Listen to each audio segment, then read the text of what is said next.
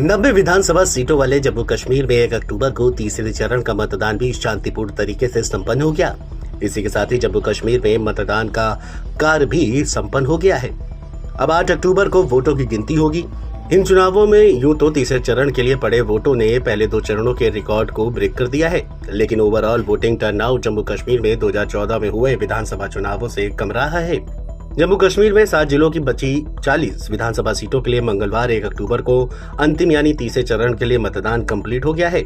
चुनाव आयोग के आंकड़ों पर गौर किया जाए तो उसमें रात 9 बजे तक 65.71% वोटिंग दर्ज की गई है, जबकि पहले चरण में 24 सीटों के लिए हुए मतदान में 61.38 और 26 सीटों के लिए दूसरे चरण के लिए हुए मतदान में 57.31% वोट पड़े थे। इस लिहाज से तीनों चरणों में खबर लिखे जाने तक वोटिंग टर्नआउट 61% को पार हो गया है। लेकिन 2014 में जम्मू कश्मीर में हुए विधानसभा चुनावों में 65.23% वोट पड़े थे। इस हिसाब से 2024 विधानसभा चुनावों में काफी कम वोटिंग हुई है। चुनाव आयोग ने शांतिपूर्ण तरीके से हुए मतदान पर खुशी भी जाहिर की है। इस अंतिम यानी तीसरे चरण में 7 जिलों में सबसे अधिक 72.91% वोट उधमपुर जिले में पड़े हैं। इस जिले की सभी 4 और सांबा जिले की सभी 3 विधानसभा सीटों पर वोटिंग टर्नआउट 70% से अधिक रहा है, जबकि सबसे कम 55.73% वोट बारामूला जिले में पड़े हैं।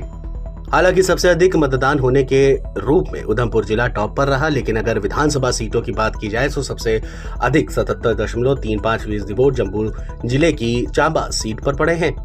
सबसे अधिक वोट पड़ने में भी इसी जिले की अखनूर और मारहा सीट रही है, जहां पर 76.28 और 76.10% वोट पड़े हैं, जबकि सबसे कम वोट पड़ने वाली सीटों में बारामूला जिले की सुपौर सीट रही है, जहां 41.44% ही वोटिंग पड़े हैं।